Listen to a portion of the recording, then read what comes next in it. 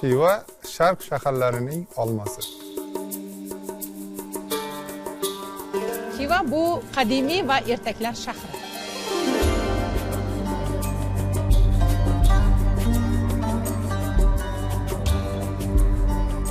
The great desert city of Xiva in Uzbekistan is a special place. The Ichin Kala, or walled city, is a UNESCO World Heritage Site. But Xiva isn't just a museum. It's alive with rich cultural traditions like puppetry. Step inside Xiva and you soon see its special connection to these quirky characters. The local theatre company regularly performs in the heart of the old city. Farahat is one of the talented puppeteers.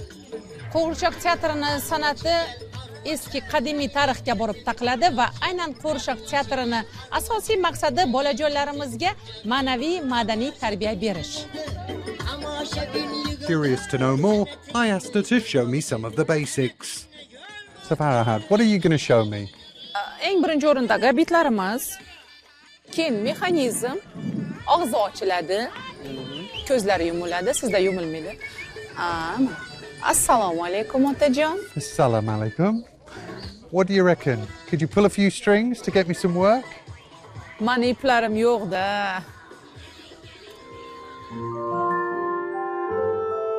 Xiva's puppets are shaped, painted and brought to life by local artisans using traditional techniques. Muyasa, what are you doing right now? Men hozir yangi spektakl puppet mashq qilib o'tiribman.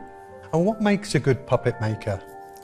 Spektakldan kelib chiqib, buni xarakterini o'rgangan holda, salbiy, ijobiy rolda qo'g'irchoqlar ishlab o'tiribmiz. Rahmat. Rahmat.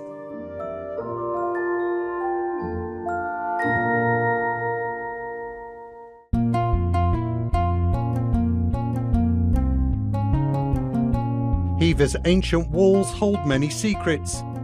Bounded by desert, the city was a vital oasis for weary traders travelling the Great Silk Road.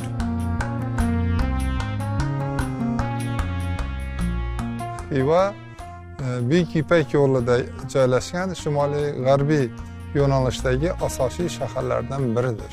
Bu shaharga butun Ipak yo'lidagi karvon ahli shu shaharning go'zalligini, arxitekturasini va bozorlarini ko'rishga intilib keladi. According to legend, the city was founded by Shem, the son of the biblical prophet Noah.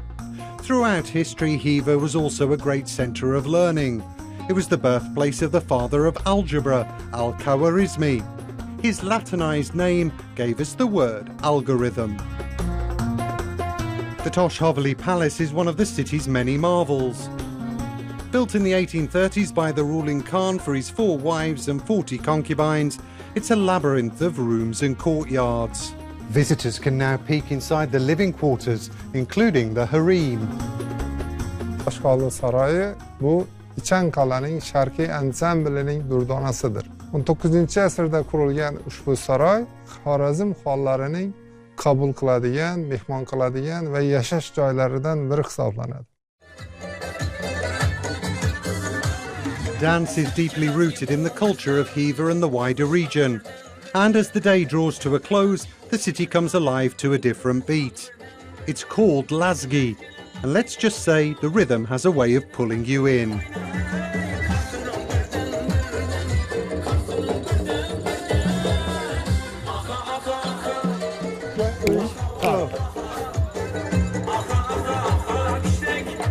Umabek, what's the dance trying to express? İnson yaralganida jonni kirizish uchun o'sha lazgini qo'yishgan, lazgi orqali jon odamga kirib, tanasi bilan harakat qilgan. Shuning uchun lazgi deyishadi. Keyin boya qildigu olmani olib, o'sha meni jonim shu yerda senga mana jonni beryapman degan maqsadda. Uzbekistan's other ancient Silk Road cities like Samarkand and Bukhara often steal the spotlight. But Xiva is a treasure waiting to be discovered.